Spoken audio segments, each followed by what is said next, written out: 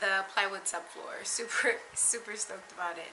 I'm going to go through the process of measuring out this space, marking off on the walls where my studs are in the floor, because I want to make sure that I always have that information. Once I put the subfloor down, it won't be as easy to tell where my studs are running in the floor, and that information is going to be important when it comes down to putting in the walls and all of that good stuff. So yeah, I'm going to start off by cleaning out some of the little leftover debris from putting in and cutting out the foam for the insulation.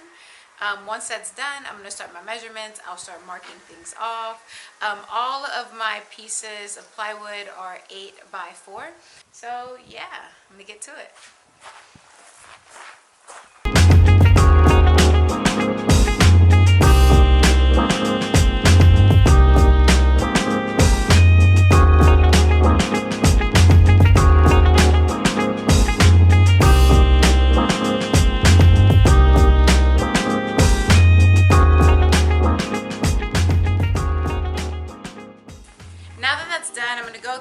Measuring tape and the marker. I'm going to mark off where all the studs are on the wall, and then I'm also going to mark off where the end of each of my sections of plywood are going to fall once they're put into place.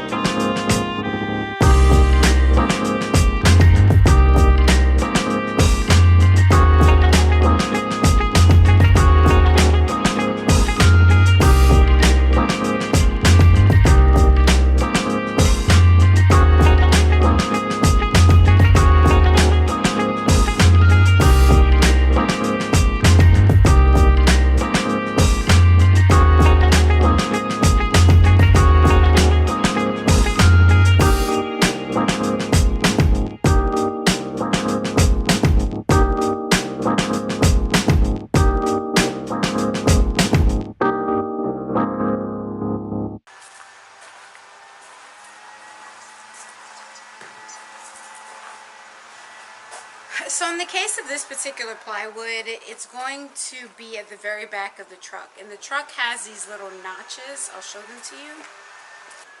So the truck has this little part right here that the subfloor is going to have to make its way around. So I cut it to about the width that I need. I have a feeling I may need to shave a little bit more off, but we'll see.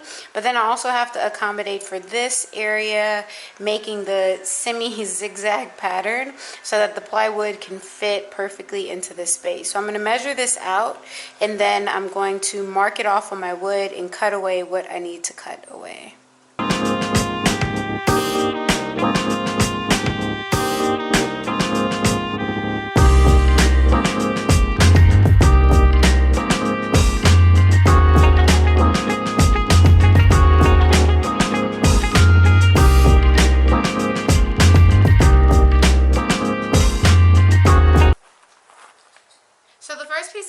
Is cut for the subfloor, and for each of the individual sections I'm going to put this down on the support joints.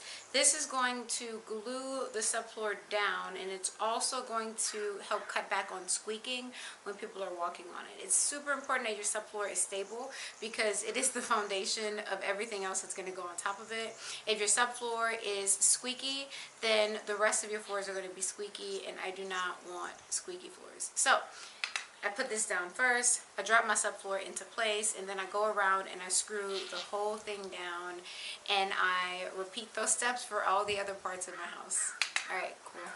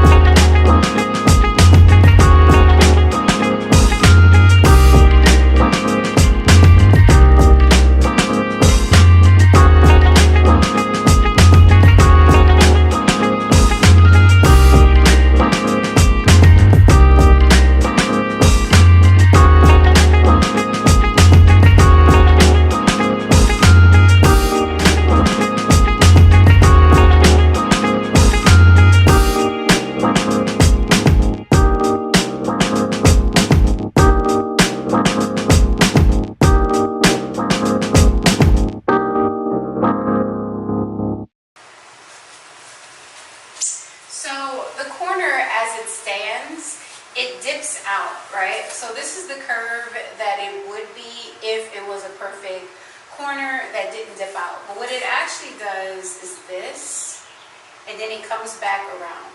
So I have my cardboard here, which is pretty much perfect for this area and this area, but it's not perfect for the actual curve. So what I need to do is add a bit more cardboard from this. I marked a little line here. I don't know if you can see it or not. So I marked a little line here, and from this line, it needs to come out another like 3/4 of an inch in order for it to fit snugly into that corner. So I'm going to add some cardboard, make the template, have it come all the way out the way that it needs to, and then see if I can fit it into place.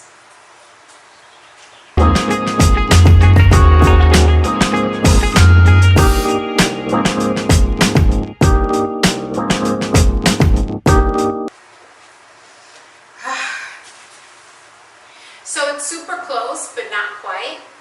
I'm going to need to keep working with it, cutting it down, trying to get it to fit perfectly in the space, but I'm super stoked because it almost fits. And that's better than not at all fitting, not even close. Yeah. All right.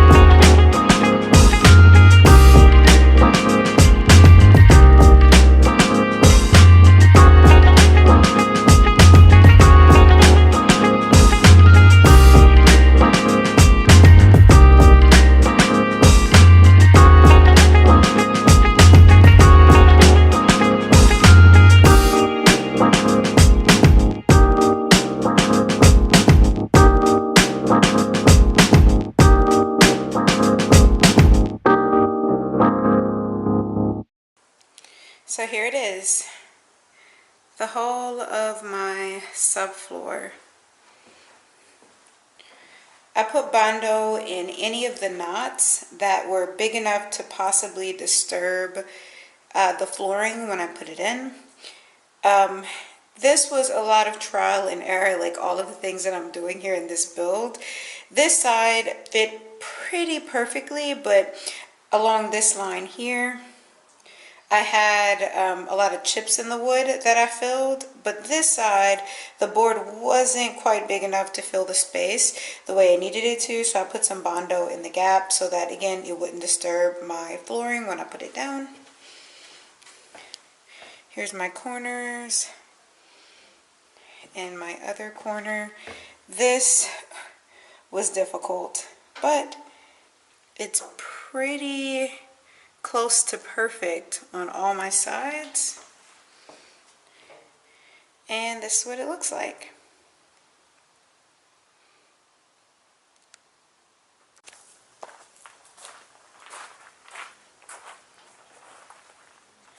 I am super happy with how it turned out. Sugar, it's not perfect. There's some areas that could be a little bit better, but this build is definitely teaching me patience with myself. And just more patience overall in general, and learning to be okay when things are not 100% perfection, rolling with the punches, so to speak. But yeah, it's done, and I'm really happy about it. I'm going to let it dry overnight, and then tomorrow I'll come in and I'll sand the Bondo spots and then sand the floor as a whole. I'll also come in and I'll start the process of taking apart the rest of the hardware inside the box, pulling out the wiring, because the very next step in my process is to take the roof off. Super nervous. Have no idea how I'm going to do that, but I'll figure it out like I'm figuring everything else out, right? That's all I got. Please subscribe to the channel. Hit the thumbs up if you liked the video, if you found it useful. Follow me on Instagram. I'm Summer Seeking. And thanks for watching. I'm not sure if I said that already, but you can never say it enough. So thanks for watching.